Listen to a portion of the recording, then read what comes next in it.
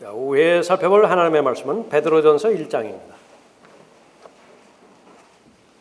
13절부터 17절까지 받들어 읽겠습니다. 베드로전서 1장 13절입니다.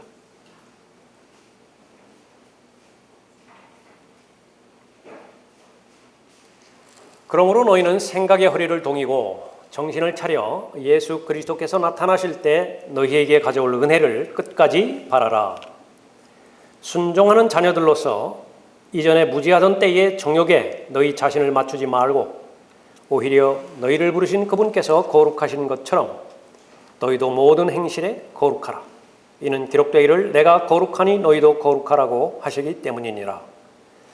또 외모로 보지 않으시고 각 사람의 행위에 따라 판단하시는 분을 너희가 아버지라 부른다면 너희의 이곳 나그네 시절을 두려움 속에서 지내라. 자, 침례 받은 자의 삶의 변화라고 하는 제목으로 말씀드리겠습니다. 라카만 목사님을 인도했던 휴 파일 목사님이 지은 소책자 하나가 있습니다. 당신은 이제 아주 중요한 사람이 됐습니다. 아주 새로운 사람이 되었습니다 라고 하는 제목이에요. Now you are somebody new. 아주 이제 평범한 사람이 아니라 아주 중요한 사람이 되었습니다. 근데 새로운 사람입니다 라고 하는 거죠. 출생부터가 아주 새롭고 또 귀한 출생을 했습니다. 거기 18절에 펴져 있죠.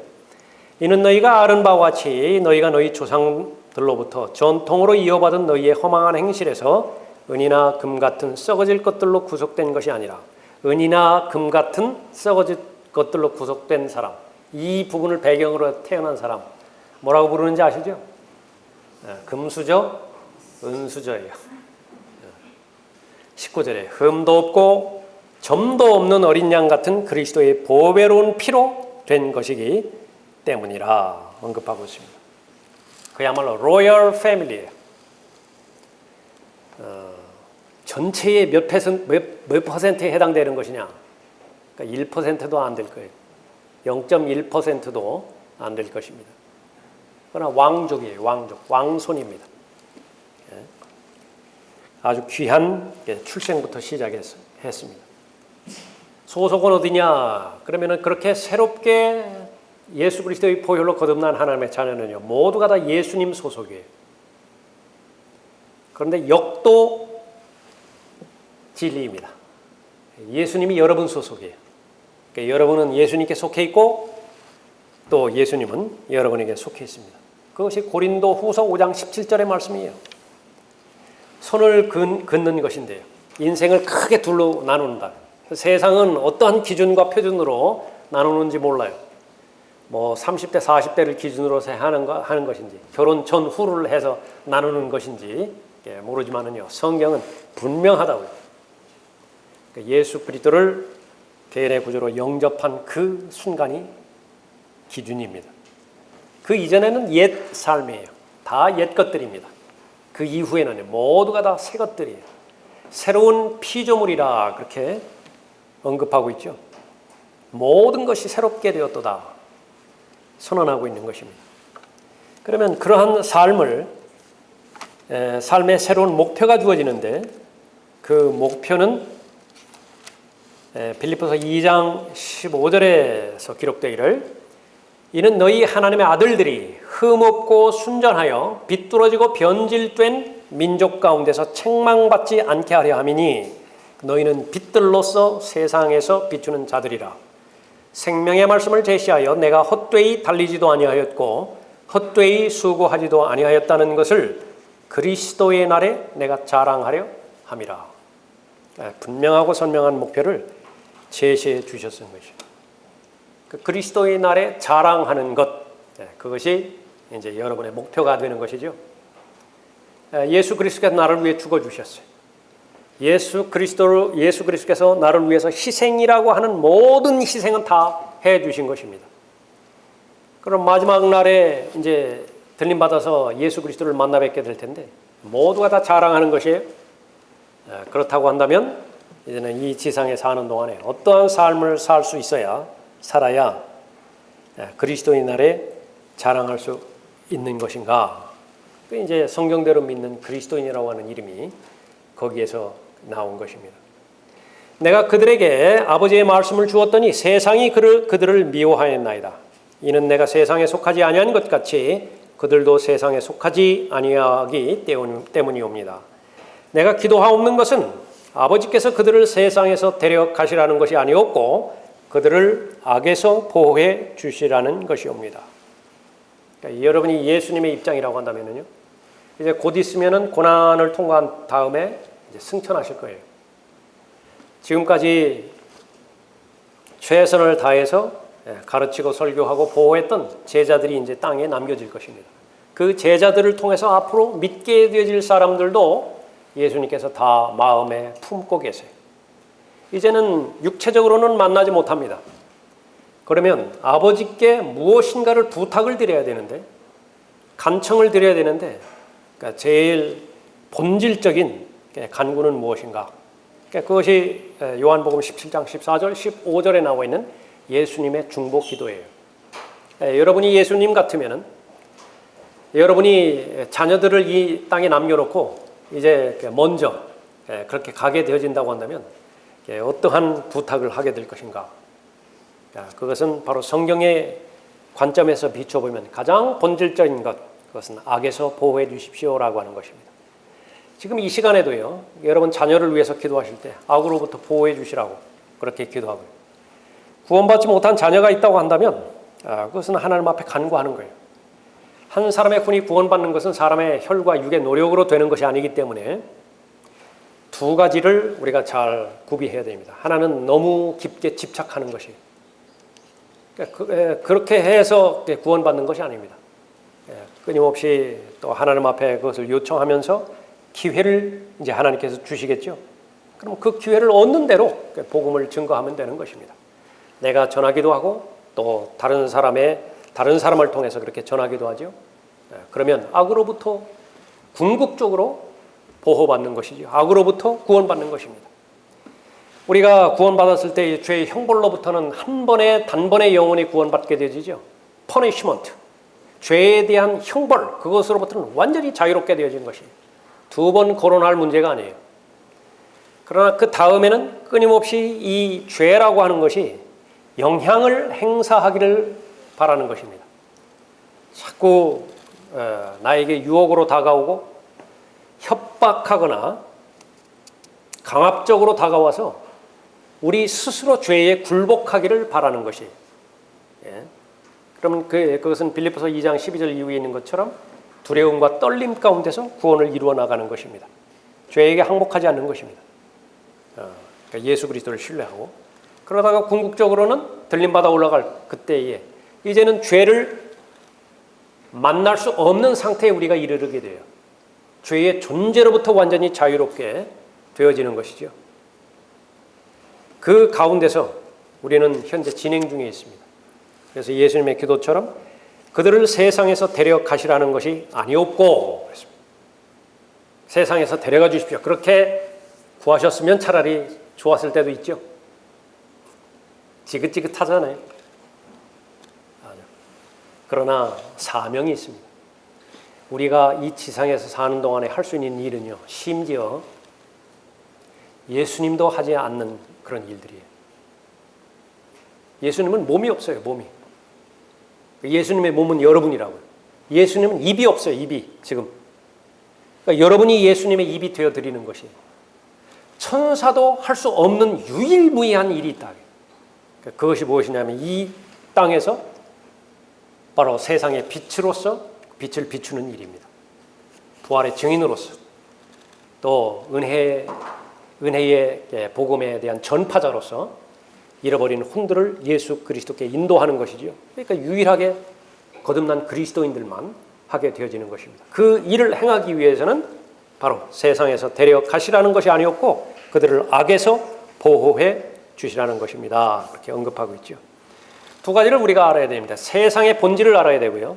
세상이 무엇이길래 바로 하나님의 자녀들이 세상에 속하지 않았다고 예수님께서 이렇게 반복해서 말씀하시는 것인가? 세상에서 데려가시라는 것이 아니었고, 그러나 이스라엘 같은 경우에는 이집트에서 빼가셨죠. 이집트에서 탈출시키셨잖아요. 그러니까 그것은 예표로 보여주는 것인데, 이집트라고 하는 이 지구에서 주님께서 곧 오셔서 우리를 다 부르실 것이에요. 그러면 그것은 출애굽하는 것입니다. 이 세상이라고 하는 이집트에서 우리가 탈출하게 되어지는 것이에요. 그때까지는 악에서 보호해 주실 것인데, 이 세상을 그래서 잘 알아야 되는 것입니다. 이 세상은 하나의 체제예요. 소프트웨어를 이루고 있는 것인데, 그 소프트웨어에는 다양한 여러 가지 프로그램들이 깔려 있습니다. 교육이 있고 철학이 있고 또 정치가 있고 또 강압적으로는 군대가 있고 여러 가지 문화들이 있고 예술들이 있고 그런 그 소프트웨어들로 구성되어 있어요. 그러나 한결같이 겉으로 볼 때는 좋아 보이는 것들인데, 눈에 보이게 좋아요. 맛있어 보인다고요. 그래서 종교적이라고 하는 이름, 문화적이라고 하는 이름, 지성적이라고 하는 이름으로 다 포장이 되어 있습니다. 그러나 그것을 다 풀어보았을 때 그 본질은 무엇이냐? 그건 하나님을 반대하는 것입니다. 그리스도를 반대하는 것이에요. 그것으로 꽉꽉 가득 찬 것이 이 세상 조직이고 또 이 세상 자체를 말하는 것입니다. 그 세상을 주관하는 신이, 세상을 주관하는 어두운 세력이 바로 마귀이고 사탄이에요. 세상에 대한 본질을 잘 알게 하시고 그 다음에는 그 세상을 주관하고 있는 사탄에 대해서 성경은 많은 부분 계시를 하고 있습니다. 성공적인 그리스도인으로서 삶을 살아낼 것이냐, 다시 말하면 성령의 열매를 많이 풍성하게 맺고 예수 그리스도와 동행하며 그 동행한 결과 하나님께서 주시는 진정한 자유와 진정한 화평, 하나님을 즐거워하는 것이 그리스도인의 능력인데, 그렇게 하나님께서 주시는 지각을 초월하는 하나님의 평강으로 살아갈 수 있는 것이냐라고 하는 것을 결정짓는 것은 바로 사탄을 얼마만큼 생생하게 인식하느냐, 거기에 따라서 달려있는 것입니다. 그 세상에 대한 관점과 또 이 마귀에 대한 인식, 그것을 잘 알 수 있어야 됩니다. 말씀드린 것처럼 마귀의 제일 목표는 구원받지 못한 채 자신의 죄 가운데서 죽게 만들고, 궁극적으로는 마귀 자신이 가야만 되는 지옥의 모든 죄인들을 다 끌고 들어가는 것입니다. 그것이 유일한 마귀의 즐거움이에요. 마귀의 즐거움은요, 이 가학을 통해서만 얻게 되지는 쾌감입니다. 상대방이 괴로워해야 돼요. 상대방이 울부짖어야 돼요. 상대방이 파괴되어야 비로소 거기에서 기쁨을 얻게 되어진다고요. 그런 종류의, 어떤 종류든지 그런 종류의 기쁨을, 만족을 그렇게 받는 사람들은요, 모두가 다 마귀에게 점유된 자들이에요. 가학을 통해서만, 다른 사람들을 파괴시키고서만 이렇게 만족을 얻는 자들은. 그러니까 마귀가 그 본질이기 때문에 그래요. 그러니까 마귀가 제일 좋아하는 것은 일생 동안 기만당하게 속여놓고, 마귀 같은 것은 없다, 지옥 같은 것은 사람이 만들어낸 개념일 뿐이다, 또 죽으면 다 그것으로 끝난다, 아니면 더 나아가서 죽음 다음에 뱀이나 닭으로 다시 태어난다. 그러니까 유일하게 the way, 유일한 길 있죠, 유일한 진리, 유일한 생명, 그것만 발견하지 못하게 만들고 나머지들은 다 허용해버린다.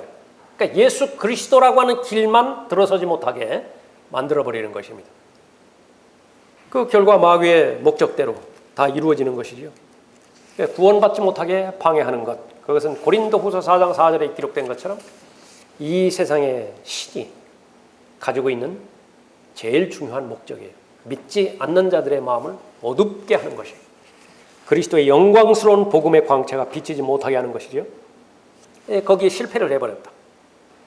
그럼 암컷이 새끼 뺏긴 것과 똑같은 것이죠. 절대로 포기하지 않습니다. 그리스도인이 되게 하는 것을 막지 못했다고 한다면 정상적인 그리스도인으로서 삶을 살지 못하도록 파괴시켜버리는 것입니다. 안타까운 것은 귀한 출생이 그 가정에서 이루어졌는데요, 출생보다 더 경사가 어디 있어요? 아이가 태어났잖아요. 그런데 그 아이에 대한 소원이 하나 있다고요. 무엇입니까? 건강하게만 자라다오요. 건강하게만 자라다. 왜 그런 말을 하죠? 정상이 아니에요. 뇌에 이상이 있든지 심장에 이상이 있든지 무슨 손과 발에 이상이 있든지, 그래서 정상적인 다른 아이들처럼 살아갈 가망성이 없어요. 한 가지밖에 없다고요. 그냥 건강하게만 자라달라고. 그러니까 얼마나 안타까운 고백입니까? 구원받았다라고 하는 그 사실은 여러분이 아시는 것처럼 죽으면 지옥에 가지 않고 하늘나라에 간다라고 하는 사실, 그 하나만 이루어진 거예요. 그 외에는 전혀 변함이 없습니다. 구원받았다라고 하는 사실은. 변화가 있기 위해서는 바로 하나님의 은혜 가운데서 자라야 되죠. 하나님의 진리의 지식 가운데서 잘 자라야 됩니다. 그러면 자라면서 그에 따른 정상적인 열매를 맺게 되어지는 것입니다. 정상적으로 연그러져 가죠. 단단해져 가는 것입니다. 이제는 어린 아이처럼 쉽게 오른편 왼편으로 흔들리지 않아요. 모든 사람의 말을 다 덮어놓고 믿지 않는다라고 하는 말이죠. 그래서 속지 않는 거예요. 기만당하지 않는 것입니다. 그 사람은 항상 사랑 안에서 진리를 말하는 성숙한 성인이 되어져 가는 것이죠. 그것이 그리스도인의 정상적인 삶인데, 마귀의 두 번째 목표는 그렇게 살지 못하도록 방해하는 것입니다. 삶을 파괴시켜버리는 것입니다. 정상적인 삶을 살지 못하면 중립적인 삶을 사는 것이 아니라 살아서는 안 되는 잘못된 삶을 살게 되는 것입니다. 그것이 마귀의 유혹입니다. 첫 번째 사람에게 다가갔던 마귀의 공격이죠. 이브가 이 사탄의 유혹에 넘어갔을 때 그냥 하나님께 주시는 복을 누리지 못하는 그 상태에서 머무는 것이 아니라 죽음이라고요. 죽음. 그것을 먹는 날에는 반드시 죽으리라. 하나님의 말씀처럼 그렇게 되어 있는 것이죠. 세상의 유혹은 강합니다. 세상의 유혹은 저항하기 어렵고 그 영향력은 매우 강해요. 그래서 지속적으로 성장이 되어지지 않는 그리스도인의 입장에서는요, 이 세상에 주는 미혹을 저항하기 힘들고요, 세상이 주는 그런 협박, 그것을 견디기 어렵다고요. 그러나 정상적인 그리스도인의 삶 가운데서 보면은요, 이 세상은 이제는 바로 하나님의 말씀처럼 세상의 악으로부터 보호해 주시라고 하는 그 기도를 스스로 구할 수 있게 되는 거죠. 성경에서는 성별된 삶을 강조하고 있습니다. 침례받은 자의 삶의 변화, 그것은 마음의 변화를 말하는 것인데, 본문에서 살펴보는 첫 번째는 은혜를 사모하는 마음이 있습니다. 13절 보십시오.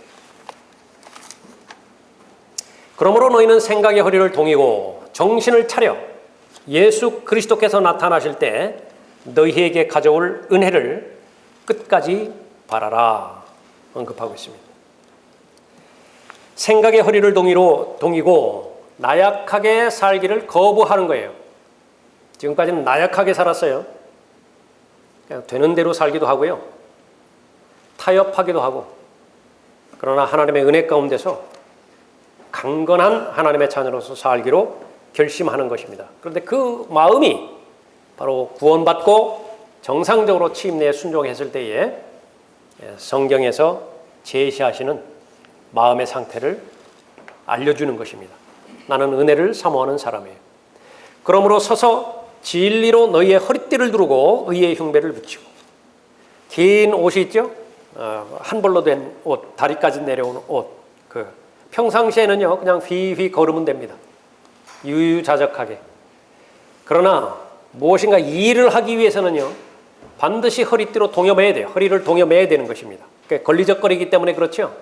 그 표현이에요. 그러므로 서서 진리로 너희의 허리띠를 두르고 의의 흉배를 붙이고 그랬습니다. 마음의 허리를 동이는 것을 말하는 것인데, 생각의 허리를 동이로라고 하는 것이에요. 그래서 그리스도인의 삶에 있어서, 삶의 변화에서 중요한 요소 두 가지는 마음과 또 언어입니다. 결국은 마음의 싸움이고 언어의 싸움이에요. 무엇을 시인하는 것이냐, 무엇을 부인하는 것이냐. 그러니까 시인하고 부인하는 그 근거가 되는 것은 마음의 상태겠죠. 그 마음의 상태를 항상 주시해야 되는 것입니다. 그러므로 너희는 생각의 허리를 동이고 정신을 차려 예수 그리스도께서 나타나실 때 너희에게 가져올 은혜를 끝까지 바라라 그랬습니다. 생각을 무장해야 되는 것 제일 첫 번째 요인은 하나님의 진리의 말씀으로 공부함으로 무장하는 것입니다. 내가 진리의 말씀을 올바로 나누어 자신이 하나님 앞에 부끄럽지 않은 일꾼으로 인정받도록 공부하라. 어디에서 나온 말씀이세요? 하나님은 두 가지 직접적인 뜻이 있죠. 모든 사람이 구원을 받는 것입니다. 하나님은 모든 사람이 구원을 받고 그 다음에는요, 진리의 지식에 이르기를 원하시느니라. 반대로 마귀가 원하는 것은 무엇입니까? 절대로 구원받으면 안 돼요. 마귀가 원하는 것은 무엇입니까? 절대로 진리의 지식에 이르러서는 안 되는 것입니다. 그러니까 진리는 참된 자유를 줄 수 있는 능력이 있는 것인데 그 사람이 자유를 누리면은요, 죄로부터 자유로워지거든요. 불순종으로부터 자유로워진다고요. 그러니까 마귀는 그 사람에게 걸 미끼가 단 하나도 존재하지 않게 되어지는 것입니다. 두려운 존재가 되는 것이죠. 아버지의 진리로 그들을 거룩하게 하여 주옵소서. 아버지의 말씀은 진리니이다. 제일 먼저 우리가 확인해야 되는 것은 바로 채워야 되는 것입니다. 무엇을 하지 않아서 거룩하게 되고자 하는 그런 생각이 종교적이라고 한다면 어두운 데 안 가고 더러운 거 만지지 않고 나쁜 거 보지 않고 이렇게 해서 거룩하게 되어지는 것이 아니라 바로 진리의 말씀인 하나님의 말씀으로 자신의 마음이 채워져야 되는 것이죠. 그러면 거룩하게 되는 것이에요. 아버지의 진리로 그들을 거룩하게 하여 주옵소서. 아버지의 말씀은 진리이다 말씀하고 있습니다. 어느 동안만큼은 이제 여러분은 주변의 도움을 많이 받으셨을 거예요. 계속 받아야 됩니다. 그리스도인은 계속 배우는 사람이에요. 끝까지 해야 되는 것 몇 가지가 있죠. 들림받아 올라갈 그때까지 계속해서 해야 될 것 가운데 하나가 계속 배우는 것이에요. 그것은 중단할 수가 없습니다. 그 과정 가운데서 하나님께서 계기를 주신다고 한다면 이제 가르치실 거예요. 그러니까 가르친다고 해서 배우는 것이 중단되느냐? 그러면 더 이상 가르치지 못해요. 가르치는 사람도 계속 배우는 것입니다. 그것이 바로 하나님의 진리의 말씀에 이르는 사람이에요. 그런데 이제 스스로 준비해야 되는 영역이 더 많아집니다. 스스로 공부하는 것이죠. 스스로 하나님의 말씀으로 강건하게 되어지는 것입니다. 잘 열심히 공부했더니 그 결과는 어떻게 되는 것이냐? 예수 그리스도의 재림을 잘 준비해야 하게 되는 거예요. 그보다 좋은 특권이 어디 있어요? 그러므로 너희는 생각의 허리를 동이고 정신을 차려 예수 그리스도께서 나타나실 때 너희에게 가져올 은혜를 끝까지 바라라. 강건한 삶과 더불어서 단순한 삶을 살기로 결심하는 것입니다. 그리스도인의 삶은 복잡한 것이 아니에요. 그리스도의 삶은 혼란스러운 것이 아닙니다. 질서 있고 아주 정연하고 그러나 본질이 뚜렷하기 때문에 목표가 선명하기 때문에 단순해요. 그리스도인도 그렇지만은요, 그 모든 사람의 삶의 능력은 단순함에서 오는 것입니다. 그만큼 집중할 수 있고 몰입할 수 있기 때문에 그런 것이죠. 정신을 차려 그랬죠. 생각을 한 군데 묻고 방황하지 말고 주님께 집중하라라고 하는 것입니다. 몇 번 말씀드렸지만 태양 에너지는 얼마만큼 무궁무진한 에너지를 가지고 있습니까? 핵 융합으로 말미암아서 에너지를 끊임없이 계속해서 발산해내는 주체가 태양이라고. 아직까지 과학자들이 아무리 과학이 발달됐다 하더라도 핵 융합까지는 가지 못하는 거예요. 그래서 인공 태양을 아직까지 만들지 못하고 있는 것입니다. 그렇게 무궁무진한 에너지가 이 지구상에 온다 하더라도요, 돋보기로 그 빛을 몰입해서 집중해서 쬐지 않으면 종이 한 장 태우지 못해요. 아무런 결과가 없는 것입니다. 생각을 집중해야 돼요. 예수 그리스도께 집중하는 것을 말하는 것이죠. 그러므로 우리는 다른 사람들과 같이 자지 말고 깨어있어 정신을 차리자. 이는 자는 자들은 밤에 자고 술 취하는 자들은 밤에 취하기 때문이라. 또렷한 생각을 가지고 의식을 가지고 하루하루 살아가는데요, 하루가 시작될 때 나는 구원받은 그리스도인이에요. 한번 마음속으로 그 의식을 갖고 생활해 보십시오. 나는 구원받은 그리스도인입니다. 그 선언 한마디에 많은 부분, 그 날에 해결해야 될 많은 고충들이 다 해결될 것이라고요. 그 일을 하지 않아도 된다, 그 말이 아니에요. 쓸데없는 스트레스로부터 해방된다, 그 말입니다. 잘 되면 좋아요. 편리하죠. 잘 안 되면 어떻게 돼요? 조금 불편해요. 조금 불편하는 것은 아닌데요. 네, 여러분이 판단하시라. 그거는. 만물의 마지막이 가까웠으니 그러므로 너희는 정신을 차리고 깨어 기도하라. 구원받은 그리스도인에게 계속 강조하는 것은 마음을 집중하라. 삶을 단순화시켜라. 그래야 강건한 삶을 살 수 있다라고 말하는 것이죠. 하루 물리적인 24시간이 주어져 있는데 이 하나님과 관련된 그 부분에 집중하는 것은요, 비율적으로 볼 때 너무 창피하다. 몇 분의 1을 하나님께 집중하는 것이냐. 그러니까 말하기도 부끄러울 정도로 온통 세상 일들에 파묻혀서요. 특히 마지막 날들에는 돈이 모든 것에, 모든 죄의 뿌리죠. 모든 악의 뿌리죠. 사람이 돈 생각을 얼마만큼 하면서 하루를 보내야 될까요? 그 부분으로부터 자유로워지는 방법 하나, 하나님의 말씀을 우위에 두는 것입니다. 정신을 차리고 깨어있으라. 이는 너희의 대적 마귀가 울부짖는 사자처럼 삼킬 자를 찾아 두루 다니기 때문이라. 하루 일과를 마치고 잠자리에 들어가기 전에 일어났던 일 두 가지, 세 가지가 후회스럽죠? 그런 일들이 있죠? 후회해서 끝나는 것이 아니라 그 배경이 마귀로부터 그 일이 발생되었다라고 인식하는 그런 경우가 얼마나 되는 것이냐. 한번 생각해 보는 것이에요. 마귀는 기분 나쁘게 만들거든요. 하나님의 자녀를 기분 나쁘게 만든다고요. 마귀는 하나님의 자녀를 우울하게 만들고, 마귀는 하나님의 자녀가 무능력하게 그렇게 만드는 것이에요. 그 대표적인 것이 화나게 만드는 것이에요. 화를 냈다. 성경에서 말하는 아주 일부에 해당되지는 의로운 분노가 아니라고 한다면 그건 다 넘어간 거예요. 다 넘어갔다. 그러면 그 마귀의 계략에 의해서 그 화를 조절하지 못했다고 한다면요, 그것이 명목상으로는, 명분상으로는 아무리 좋은 일이고 의로운 일이라 하더라도 하나님의 일 그르쳐버리는 거예요. 열매 맺는 삶을 살기로 결심하게 되는 것입니다. 그래서 성령으로 태어난 사람은 자연스럽게 성령의 열매를 맺겠죠. 나무가 결정하는 것은 열매이기 때문에 그래요. 좋은 나무냐 나쁜 나무냐, 뿌리에 달려있지 않죠. 잎사귀에 달려있지 않아요. 꽃에 달려있지 않아요. 그것은 열매에 달려있는 것인데, 그것은 바로 성령의 열매인 것입니다. 예수 그리스도께서 나타나실 때 너희에게 가져올 은혜를 끝까지 바라라, 그렇게 말했습니다. 여러분은 성경을 읽을 때요, 하나님의 진리의 지식으로 모든 성경에 게시된 내용들을 잘 무장할 수 있어야 됩니다. 그러나 항상 그렇듯이 바울이 나는 십자가만을 전파하겠다 그랬죠. 십자가만을 자랑하겠다 그렇게 말했습니다. 그 말이 무슨 말이에요?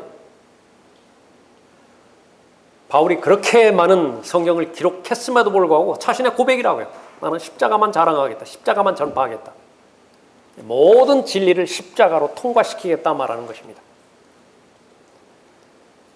개인적으로 적용한다고 하면 모든 하나님의 진리의 말씀을 내 진리의 지식에 해당되지는 머리에 적용시키고 내 마음에 적용시키겠다라고 하는 말이죠. 그러면 열매를 맺게 되어지는 것입니다. 그 부분은 대단히 중요한 것이에요. 그래서 성경 어디를 읽든지 여러분의 초점은 은혜에 맞춰져야 됩니다. 어디를 읽든지 하나님의 은혜에 맞춰져야 돼요. 그러니까 예수 그리스도를 봤더니 두 가지로 충만해졌었죠. 하나는 진리로 충만하셨고 또 하나는 은혜로 충만하셨던 부분입니다. 은혜로 구원을 받고요. 또 하나님께서 부여해 주신 그 은혜 안에 꾸준하게 머물러 지속적으로 은혜이신 하나님을 섬길 수가 있는 것입니다. 성장해야 되는데 성장하지 않는 것은 죄예요. 여러분의 자백기도 중에서 성장을 저는 고의적으로 늦추었습니다. 그 자백을 하신 적 있으세요? 자백하지 않으신 것은 그런 적이 없기 때문에 그래요. 그러나 고의적으로 나는 성장을 지체시켰다, 내 스스로가. 그러면 자백해야 돼요. 은혜 아래서 자라가라. 명령이잖아요. 그 명령에 불순종했다고 한다면 순종을 해야 되는 것입니다. 구원 받은 사람이죠. 침례에 순종한 사람이죠. 그럼 자연스럽게 마음의 변화가 일어나는 거예요. 그 마음의 변화는 하나님의 말씀에 봤더니 도무지 하지 못할 이유가 없다고요. 왜 그렇습니까? 그것이 바로 나보다 더 나를 잘 아시는 분이 최상의 삶을 살기 위한 매뉴얼로 나에게 제시하고 명령하시기 때문에 그렇죠. 나는 그렇게 살아야 돼요. 평범한 가정에서 태어난 거 아니에요. 어디에서 태어났다고요? 로열 패밀리라고요. 만왕의 왕이신 그분의 씨로 태어난 사람이 바로 그리스도인들이라고요. 천사들과 비교가 되어질 수 없고, 심지어는 똑같은 성도라 하더라도요, 구약 성도와 환란 성도 비교가 안 돼요. 천년왕국 성도 비교가 안 된다고요. 모두가 다 그리스도인들을 볼 때 예수 그리스도로 봐주시기 때문에 그런 것이죠. 하나님의 은혜를 받은 사람만 은혜를 나눠줄 수 있습니다. 여러분이 많이 받았다고 한다면 여러분이 주는데 어렵지 않아요. 주는데 어렵죠. 주는데 아깝죠.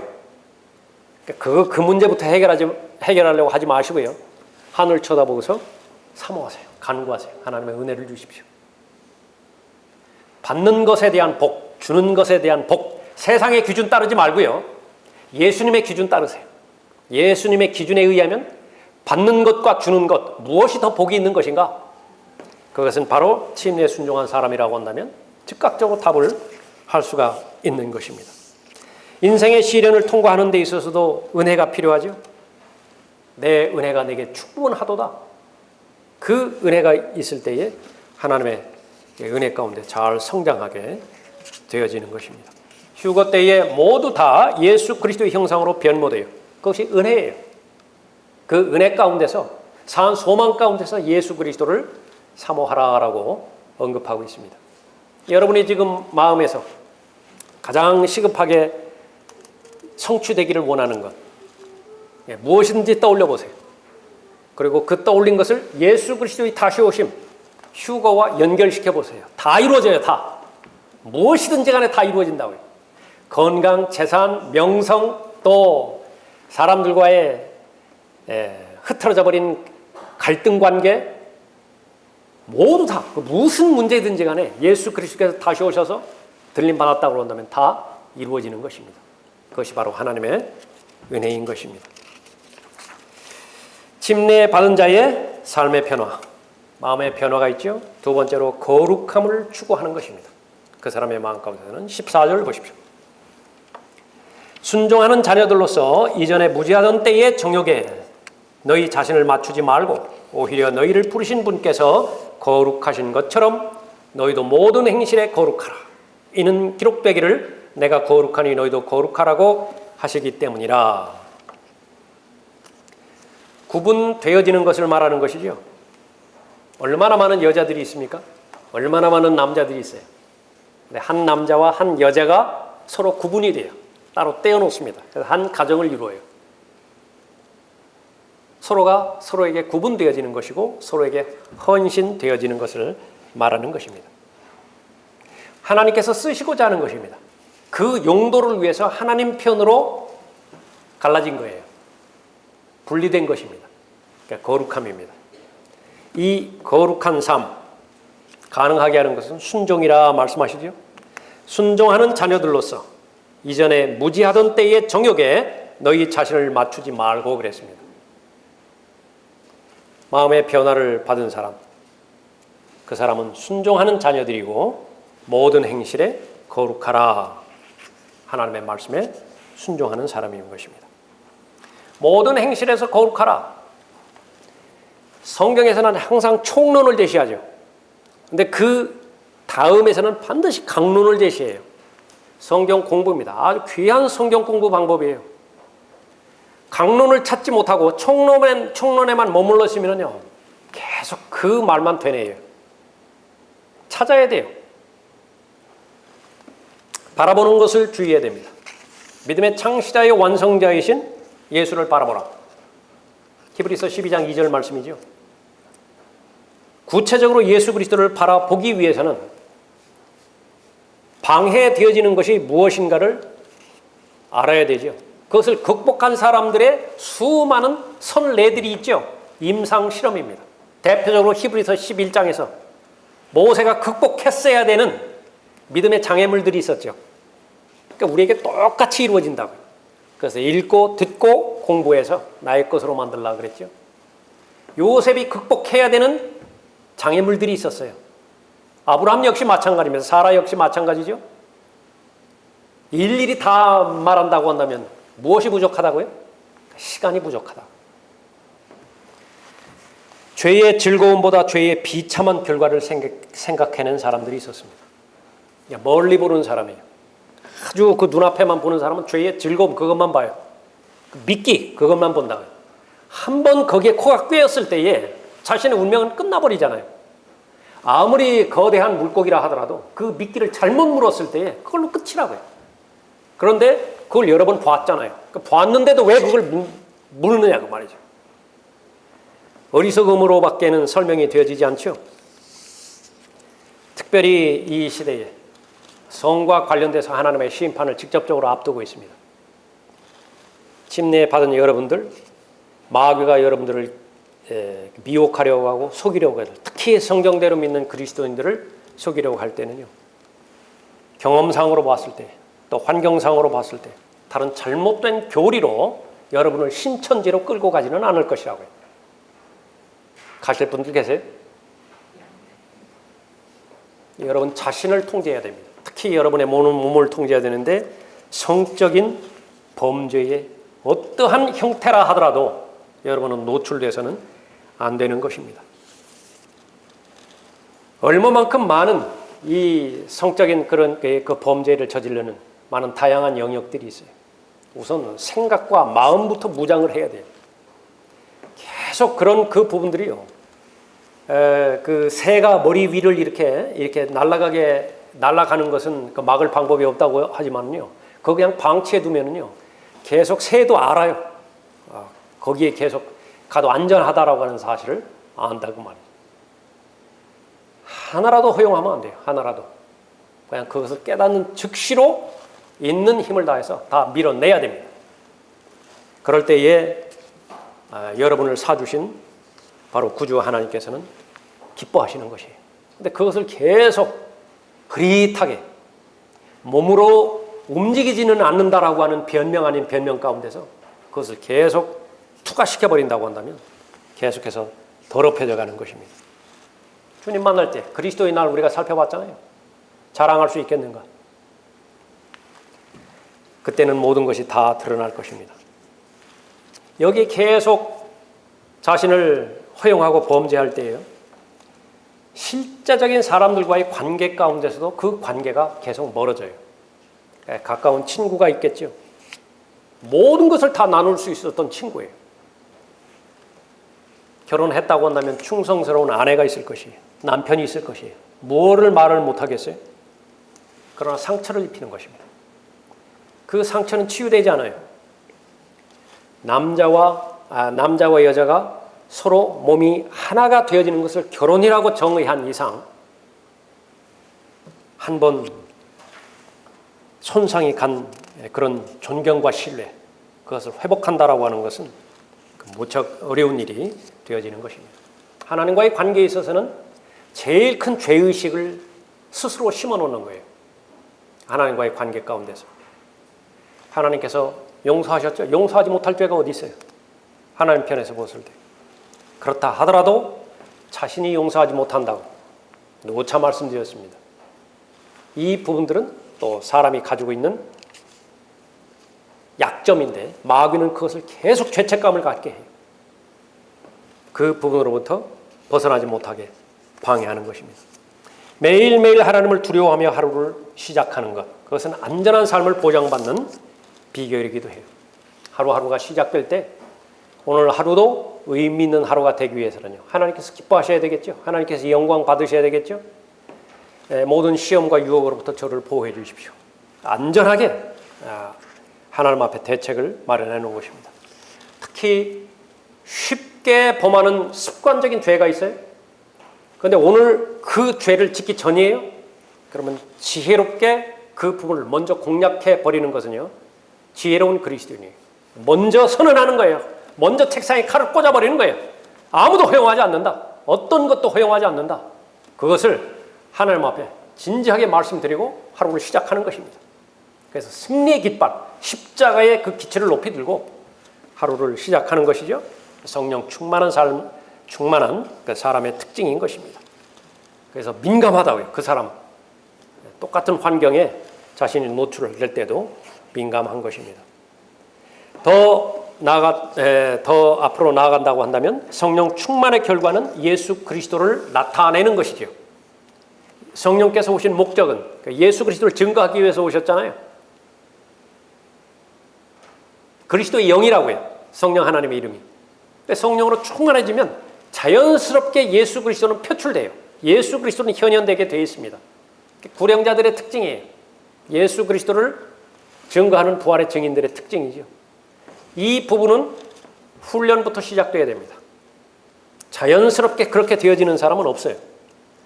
영적인 열매는 반드시 결심이 필요합니다. 이것을 헌신이라고 말씀드렸죠. 내가 결단하는 것이에요. 내가 강해지기로 결심하겠다. 나는 단순한 삶을 살기로 결심하겠다. 나는 은혜를 사모하겠다. 그렇게 되어지면 바로 예수 그리스도께서 오신 목적대로 자신도 살겠다라고 하는 마음의 변화가 있는 것입니다. 예수님께서 왜 오신 것인가?